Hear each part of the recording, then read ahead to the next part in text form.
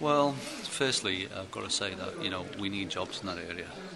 We need to create sustainable employment. But Peel Holdings were the winner of the 2011 Carbuncle Cup Award for crimes against architecture with Media City. And what it looks like to me is it looks like it's more of the same. Vertiginously stacked shoeboxes, one on top of the other. There's no respect to some of the significant buildings like the tobacco warehouse that's around there, and I think we're going to have more of the same sort of rubbish that is being built on Princess Dock. Well, basically, I'm disappointed that they've allowed this scheme to go ahead in its present form. I'm basically in favour of that big development going ahead on the North Docks. I'm a resident. I want something to happen there, but the problem here is that because of the loss of heritage values, Liverpool will almost certainly be stripped of its World Heritage status. This is a terrible thing. It's got worldwide consequences. I think we could still have had a scheme which was good and also just modified, and I still think we can if Peel Holdings will see sense and get back around the table. Well, I made a specific plea to Lindsay Ashworth there that we're not your enemies, and I said to him that sometimes those you perceive of as your enemies are your best friends in disguise, because they tell you the truth.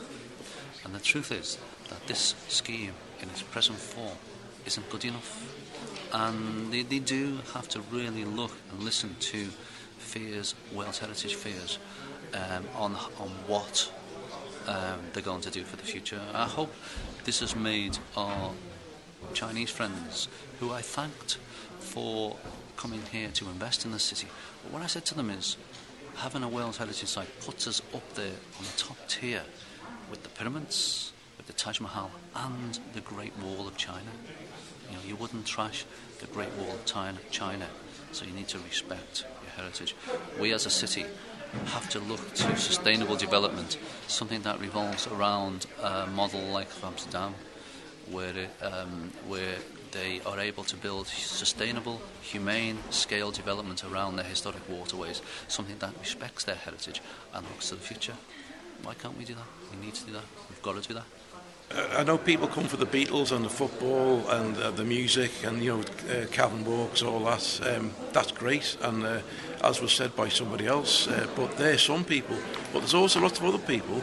You're looking at cruise liner passengers coming in as a destination. They'll want to know this is a World Heritage site. The message is going out is we might be losing our World Heritage status, and I think that's a big negative thing, and I really don't think it was necessary.